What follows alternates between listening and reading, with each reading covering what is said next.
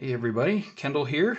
This is a game I'm working on called Checkmate or Check in Your Pocket, and wanted to show and get some feedback on it. This is not meant to be a replacement of chess, but it's kind of a solo chess-like feeling that I'm going for with a standard deck of cards.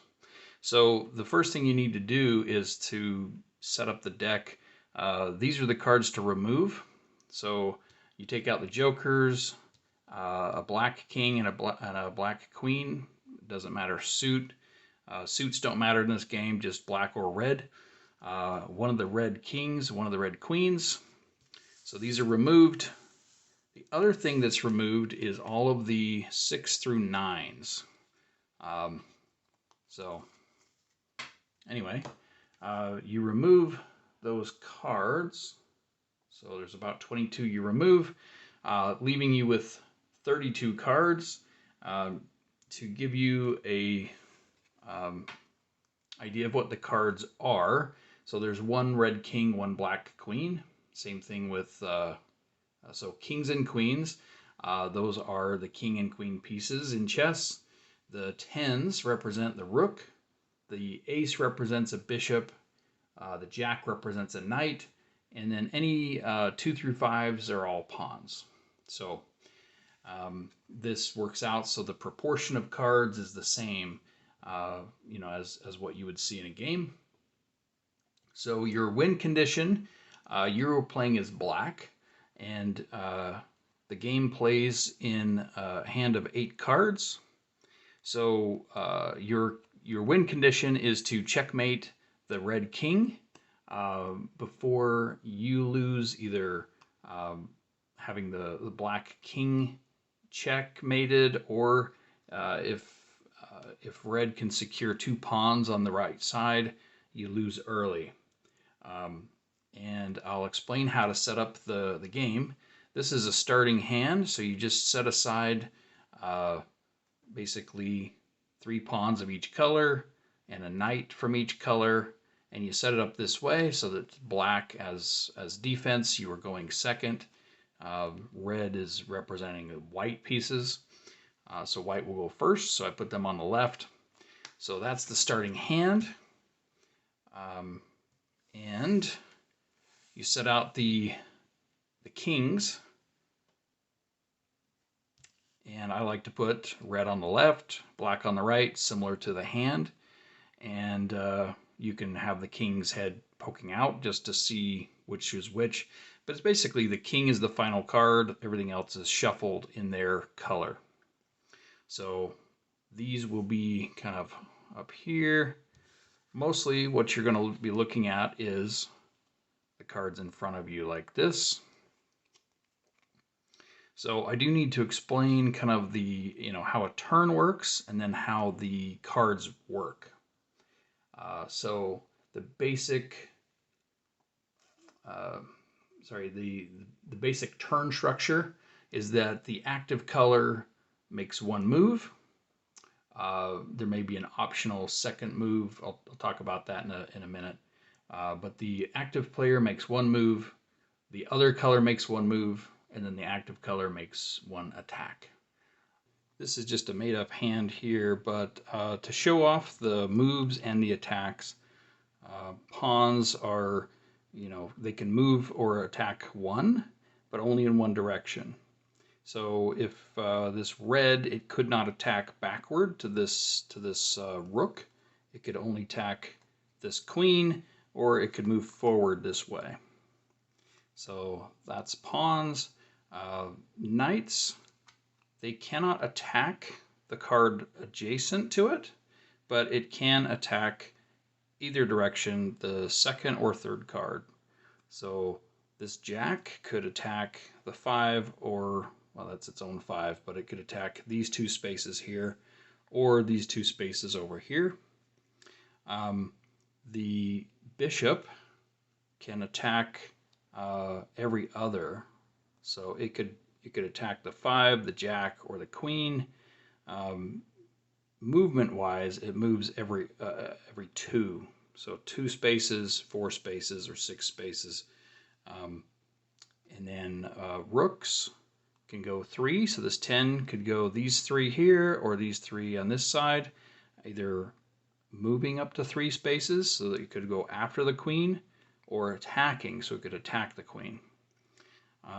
And then the queen itself it combines the rook and the bishop together, so it can do the 3 in front of it, but it can also do every other, so that actually means it goes 4 and then it skips the 5th, but it could attack the 6th. So a queen can do 4 on either side plus the 6th. And then movement wise, they can move up to 4. So 1, 2, 3, 4. It could move after this 5. It could not move after the queen, but it could move after the ace.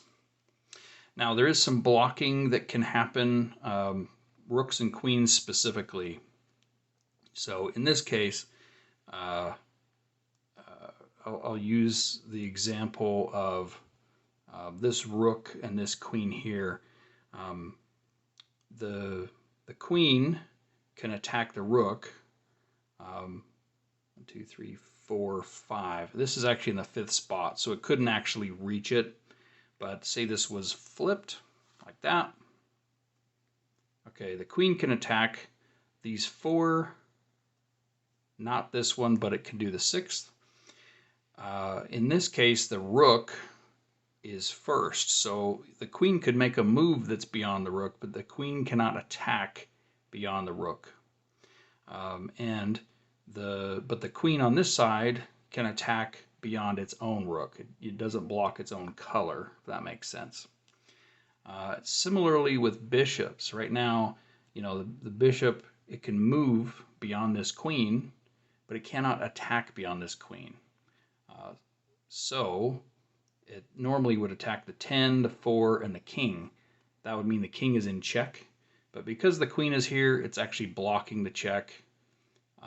So queens and rooks block, except for knights. So this knight here, it doesn't matter if say you've got this rook here. Knights cannot be blocked by this rook, so it would be able to attack beyond it. I think that explains most of that. I wanted to explain the value of cards. So pawns are worth 1, jacks are worth 3. Same thing with bishops. So 1, 3, rook is worth 5, and that queen is worth 9. That is kind of the how it's treated in the chess world. So those are the values for this. If a pawn ever reaches the far side, and this is the key, and is there when it's that color's turn again, that means it's considered promoted, and it doesn't turn into a queen or another piece. Just for simplicity, you get a second move on that turn. So if black was the active player, black having this card here would start with 2 moves, then red would get 1 move, then black would get 1 attack. So kings can attack 1 space in either direction. They can also move 1 space in either direction. Also note that a move is not allowed if it puts your colored king in check. And there is such a thing as a stalemate, and that is if the active player's turn, that color's king is not in check, but any move they make would put them in check. So that is a stalemate for this game. All right. Because this is a solo game, your moves are for black, but red will have predefined moves and attacks. So for movement, red has to move the furthest right card they have. And in this case, it would be this. Say red's card is all the way over here. This can't move any further, so the furthest red piece that they could move is this. So they would move right there.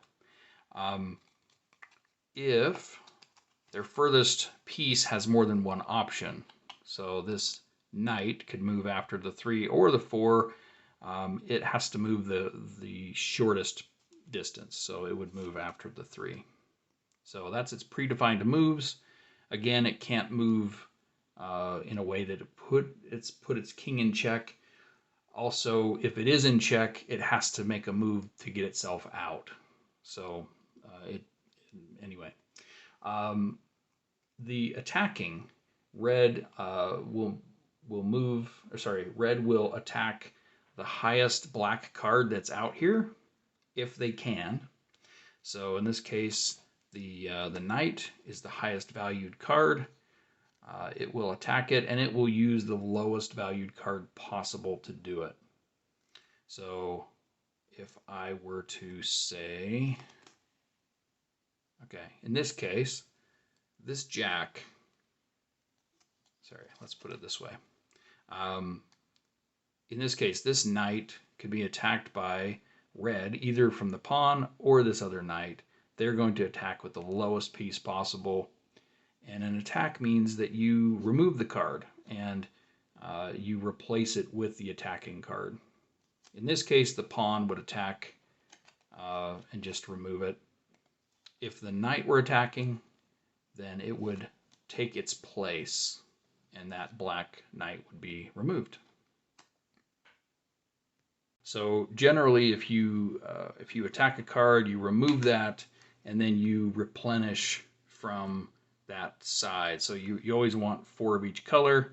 So because this has been attacked, I'm going to draw from the black cards, and I'm going to add it to this side. If I drew red, it's going to be added to this side. So in some cases, if you defeat another piece that's worth 4 or more than that, so a pawn, attacking a bishop isn't enough, but if you did a pawn against a rook, that would actually, you would discard the card normally, but you would also take a card from the deck and remove it. And set it aside. It would actually be counted for points later. So that is how winning material works. So I'll do a quick playthrough. I did want to say that you can adjust difficulty by setting up the deck with different pieces. So you could remove. If you wanted it easier, you could add another black queen from the removed cards. And then, add an extra pawn or something else in its place for red. You can make it more difficult by adding a second red queen, things like that. So I'll do a quick playthrough, and then I'll show you there is a setup for an in-hand version. But I think for demo purposes, this will be the best. And the card that's out here indicates which color's turn is active. So the topmost discard, if this is black, it means it's black's turn. And there's always a card out here except when you start, and red gets the first move. So starting hand, I thought about making this random, but chess is so much about openings that I thought it's probably good to have a standard setup. So red will make the first move. It has to be this right pawn. Now black has a move. There's not really wrong or rights, but I'm going to move this pawn forward. Now red has the attack, and it has to attack with the rightmost card. It can't get to this one, so it's going to attack this 3. And I will draw to replenish my hand to 4 of each color. So now it's black's turn. Black will make the first move. Maybe I'll advance this pawn right up to this knight. Now red gets a move. They have to move this rightmost pawn. And now it's my attack. I'll take this this knight.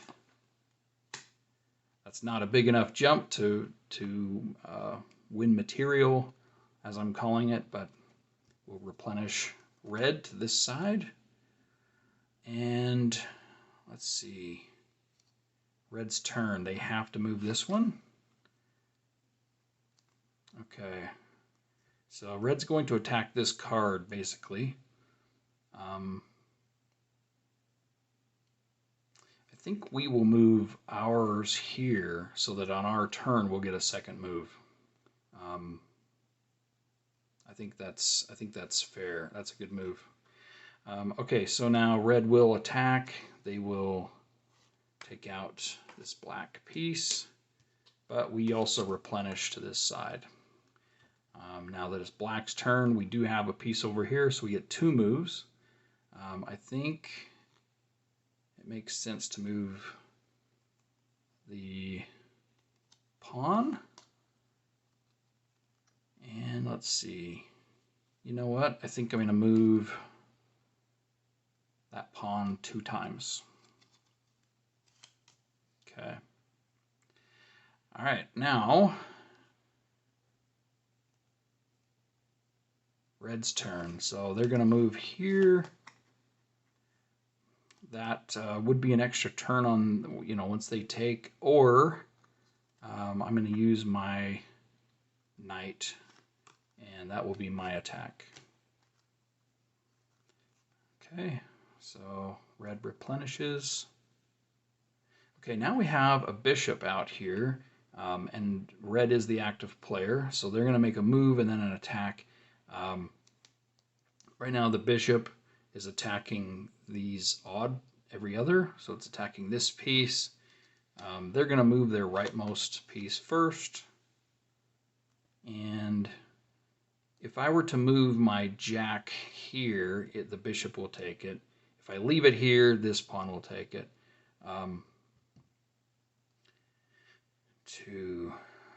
This jack is going to get eaten up either way. So what I might do is, well, actually,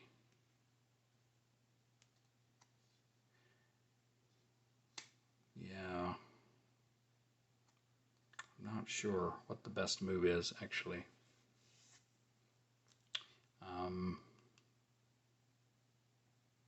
Maybe I will move here. That'll give me 2 moves on my turn. But yeah, they'll take this with the lowest card they can.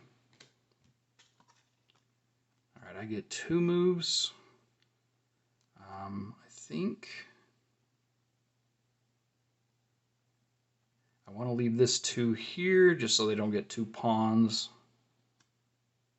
But I will move this one. The second move is optional. I think I'm going to pass. So its move will be this piece, and I'm going to take out their bishop. So I'll do that. Okay, now we've got a rook out here. They cannot move this piece any further, but they do have 2. Red has to... So for black, it's an optional second move. If you have a promoted pawn, for red, you have to do 2 moves. So they'll move that one. And actually, this is a loss. Or could be, right? So their second move is going to be this rightmost pawn. They've got these 2 secured. And basically, I have until the beginning of their turn to correct this. Right now they'll be attacking this piece, so I think I'll move here. That'll give me an extra move on my turn. Yeah, these 2 can't attack. It's going to be this one, so they attack this. Now I replenish, and basically this is foreboding. This could be the game. These can attack 3, so we're 3 out. And now I'll show you an in-hand version if you want to play on the go. Okay, so to set up for an in-hand, First you take your kings. I put the black king on top, and these are face up, and your black cards are going to go on top, face down. Your red cards are going to go on the bottom, face down. So basically you have your draw deck. If you're replenishing for black, you draw from the top, and if you're replenishing from red, you draw from the bottom. Then your hand, 8 cards, goes on top. So this isn't the starting hand. This is you know, just mid-game or something. So this is your hand, and then your discard actually goes in the very back, face up. And if you attack, you put a card to the very back, and you can stick it up just a little to show you which color is active. So in this case, I have, you know, I need to replenish for red. I'm going to go to this bottommost card. That is my new red card. So it'll go to the far right side or far left here. And I know that it is red is the active color to go. So red would make a move, black makes a move, and then red attacks. Say red attacks this one, you know, we're skipping the moves here, but red attacks, I can tuck that down. So now I know I am replenishing for black. So black cards go to the right here, and I know it's black's turn to make a move, red moves, and then black attacks. And that's how you play. Now, if you, you know, say I attack this rook with a pawn, that's a material advantage. So I just do the regular discard, but I also take the, so on the red side here, I take the top of the deck. I will reveal what that is. This is being removed from the game, and you can store this between the kings. So at the end of the game, if you win, you can count up the points. It's basically, you know, how many red cards are back here, you know, less any black cards, and that's your score. So let me know what you think of this game. Again, Checkmate or Check in Your Pocket, and I will link to some rules I'm working on for this as well. So we'll catch you next time. Thanks.